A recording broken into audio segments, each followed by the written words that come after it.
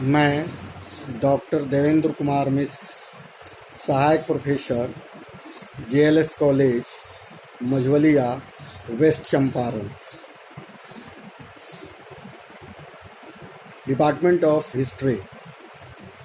आज हम चर्चा करेंगे राजा राम मोहन राय के विषय। राजा राम मोहन राय को भारतीय पुनर्जागरण का अग्रदूत माना जाता है। आधुनिक भारत का उन्हें जनक भी कहा जाता है। भारतीय सामाजिक और धार्मिक पुनर्जागरण के क्षेत्र में उनका विशिष्ट स्थान है।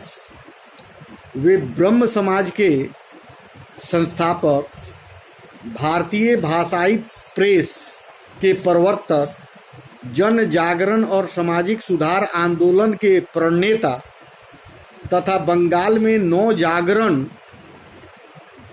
युग के पितामह थे।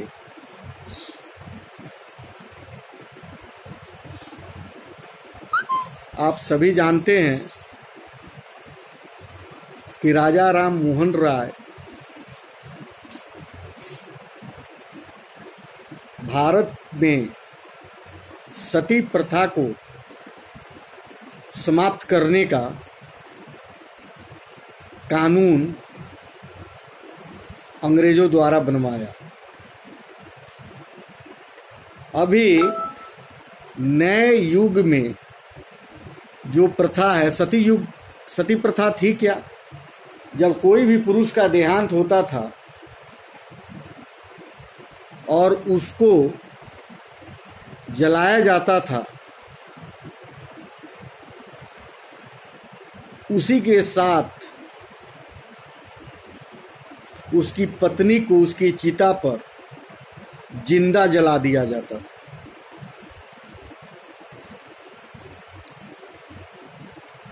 एक बार की ऐसी घटना है कि राजा राम मोहन राय के भाई का देहांत हो गया। उस समय उनकी भाभी को समाज के कुछ ठेकेदार द्वारा, जो उस प्रथा को मानने वाले थे, उन लोगों ने जबरदस्ती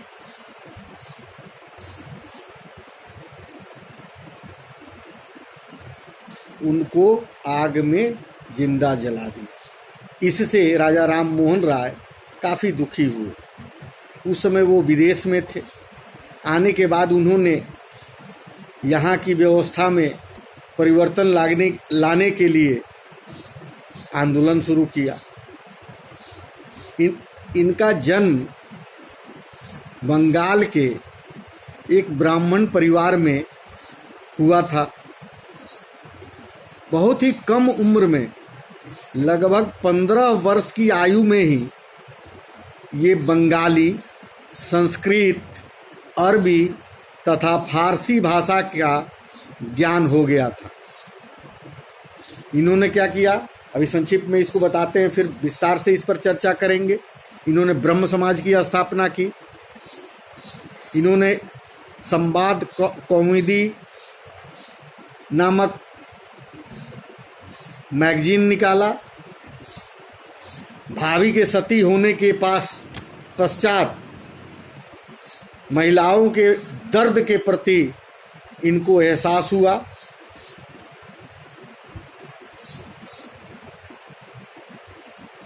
ये मूर्ति पूजा के विरोधी थे। ये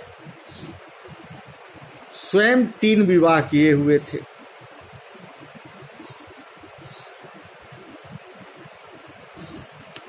इन्होंने जो समाज में पुनर्जागरण का जो काम किया, स्वतंत्रता संग्राम और पत्रकारिता के कुशल संयोग से दोनों क्षेत्रों में इन्होंने एक गति प्रदान की। उनके आंदोलन में जहां पत्रकारिता को एक नई दिशा दी, वहीं उनकी पत्रकारिता ने आंदोलन को सही दिशा दिखाने का भी कार्य किया।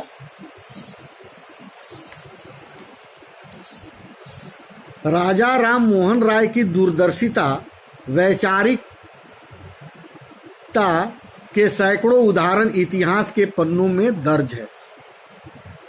हिंदी के प्रति इनका अगाध स्नेह और प्रेम था। ये रूढ़िवाद और कुरीतियों के विरोधी थे, लेकिन हिंदुत्व के प्रति, संस्कार के प्रति, परंपरा और राष्ट्र गौरव उनके दिल के करीब था। वे स्वतंत्रता चाहते थे, लेकिन चाहते थे कि इस देश के जो नागरिक हैं उसकी कीमत को पहचानें, समझें कि ये जो दौर है, ये मुश्किल दौर से इस आंदोलन के द्वारा इन सारी कुरीतियों को जड़ से उखाड़ फेंकने का काम इस आंदोलन ने किया। इस आंदोलन ने जहां पत्रकारिता को चमक दी, वहीं आंदोलन को सही दिशा दिया। अंग्रेजी शासन, अंग्रेजी भाषा और अंग्रेजी सभ्यता के प्रशंसा करने वाले राजा राम मोहन राय की काफी आलोचना की जाती है। इन सारी भाषाओं के साथ अंग्रेजी भाषा का भी वो महत्व देते थे। पश्चिम की भाषा की पढ़ाई लिखाई को भी वो अप्रत्यक्ष या प्रत्यक्ष रूप से मानते थे।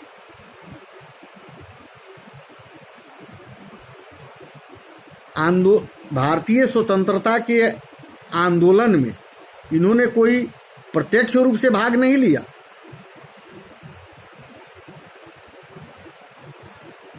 अंत समय में इनकी मृत्यु भी ब्रिटेन में हुई। उन्होंने भारत में अंग्रेजी राज या अंग्रेजी जो गुलामी थी उसके सशक्तिकरण के लिए इन्होंने रास्ता तैयार किया।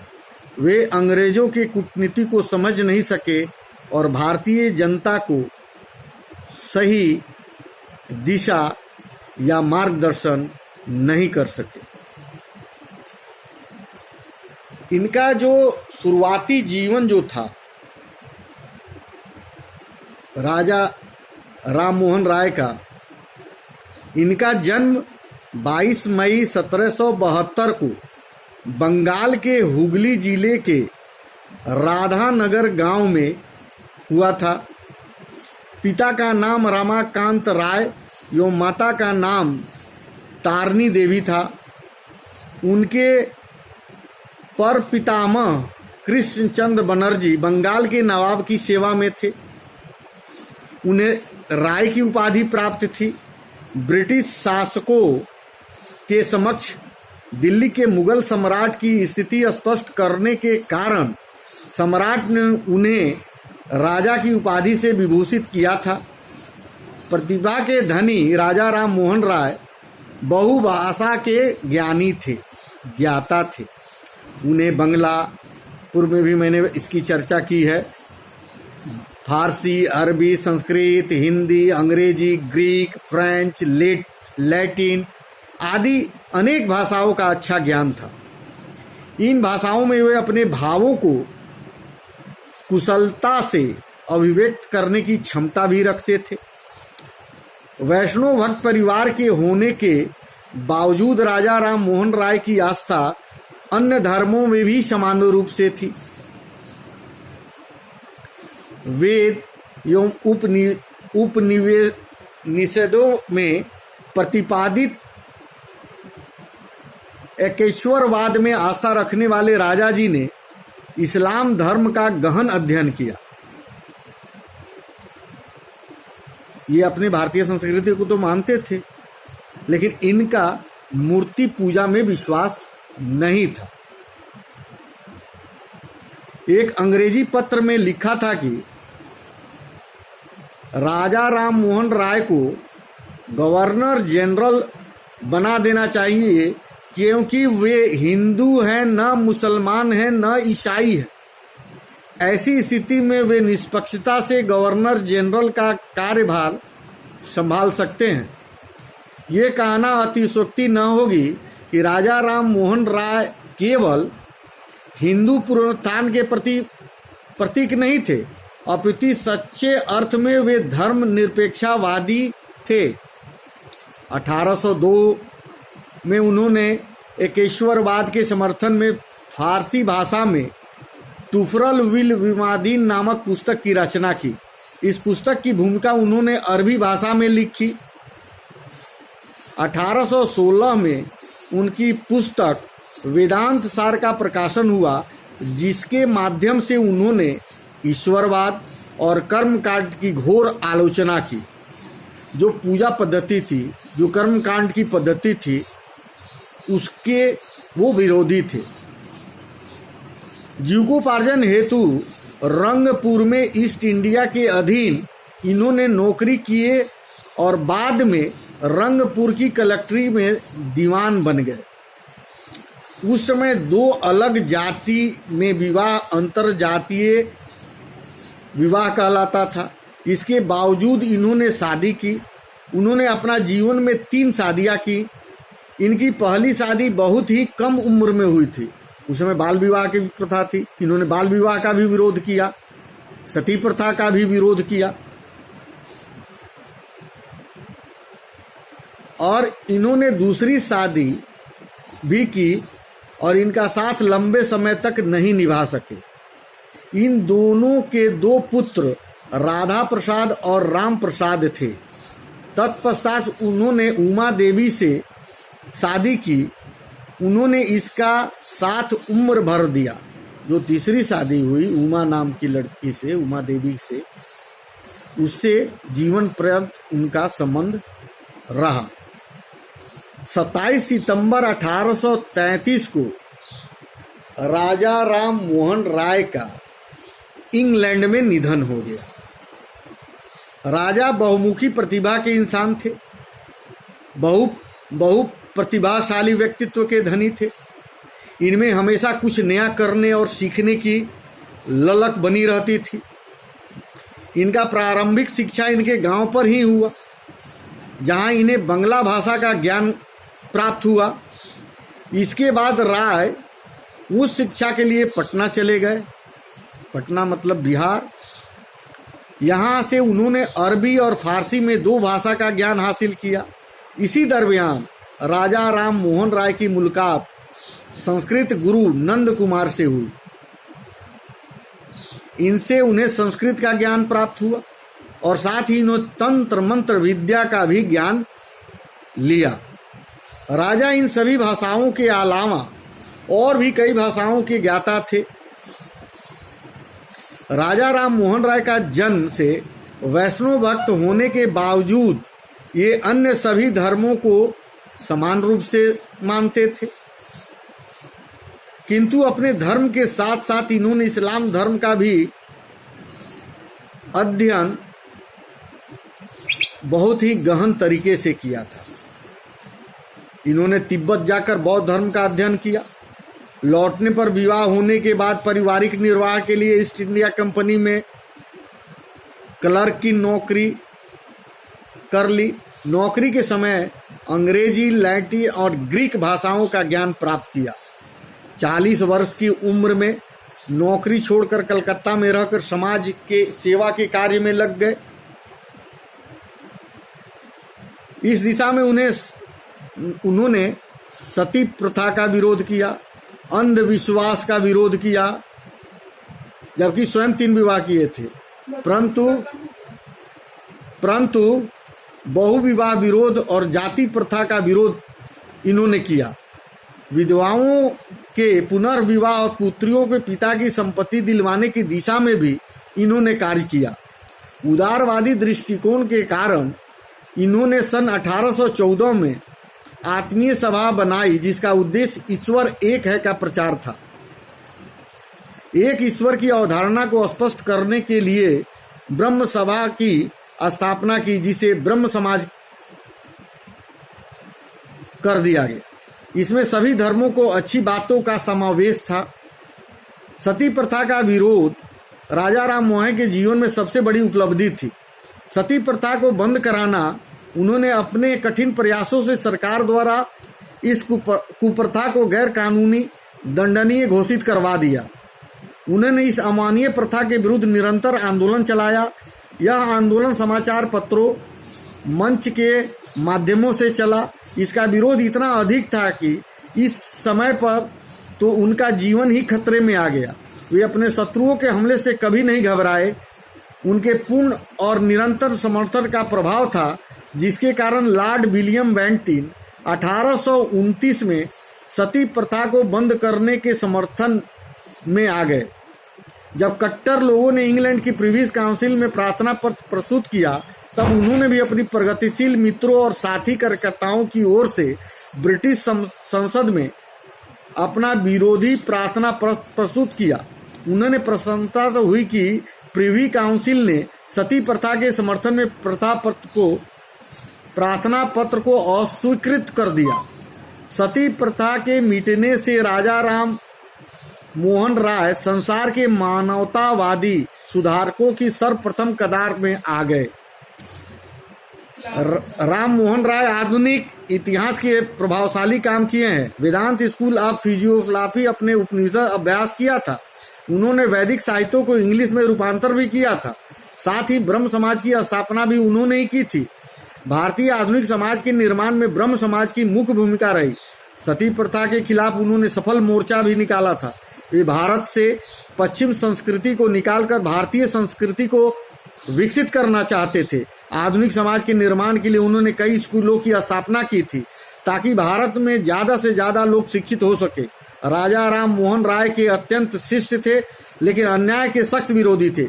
उन दिनों एक नियम बन गया था कि यदि कोई अंग्रेज अधिकारी दिखाई दे तो उसके सवारी से उतरकर सलाम करना होगा, वरना उस अंग्रेज अफसर का अपमान का दोषी माना जाएगा। एक दिन राजा राम मोहन राय पालकी से सवार होकर कहीं जा रहे थे। तभी रास्ते में कलकत्ता के कलेक्टर सर फ्रेडरिक हैमिल्टन खड़े थे। अनजाने में ही पालकी चलाने वाला ने उनको नहीं देखा, आगे बढ़ गया। हैमिल्टन को यह देखकर गुस्सा आ गया और उसने तुरंत पालकी रुकवा दी। पालकी से जब राजा राम मोहन राय उतरे, उस समय कलेक्टर से नमस्कार कर पालकी रोकने का कारण पूछा, लेकिन उन्होंने राजा राम मोहन राय की एक बात नहीं सुनी और उनका खूब अपमान किया। उस समय राजा राम मोहन राय चुपचाप वहां से निकल गए, लेकिन उन्होंने इस घटना की शिकायत लॉर्ड मिंटो तक भेजी। आगे चलकर राजा राम मोहन राय ने इस असभ्य नियम के खिलाफ कानून पास करवा दिए। तत्पश्चात जब उनकी मृत्यु इंग्लैंड में हो गई और जितनी कुरीतियां थी, उन सारी कुरीतियों को धीरे धीरे धीरे धीरे एक एक कर उन सारे पद्धतियों को, सती प्रथा को, बाल विवाह को, अंधविश्वास को, सबको दूर करने का राजा राम मोहन राय ने प्रयास किया और उसमें काफी हद तक सफल भी रहे। अभी बहुत दिन पहले तक राजस्थान में सती प्रथा की व्यवस्था लागू थी और लोगों को मरने के पश्चात उसकी पत्नी को जिंदा उस चिता पर जला दिया जाता था। धीरे धीरे धीरे धीरे आज भी भारत में सती प्रथा को खत्म कर दिया गया है। बाल विवाह पर पाबंदी लगा दी गई है। यहाँ पर कोई भी लड़की 18 साल के पूर्व विवाह नहीं कर सकती। यहाँ पर कोई भी बच्चे, लड़के 21 वर्ष के पूर्व शादी नहीं कर सकते। इन्हीं सब सारी शब्दों के साथ मैं अपने इस चर्चा को समाप्त करता हूँ और काफ़ी हद तक राजा राम मोहन राय के द्वारा शिक्षा से लेके समाज की कुरीतियों को खत्म करने का प्रयास किया गया। जय हिंद।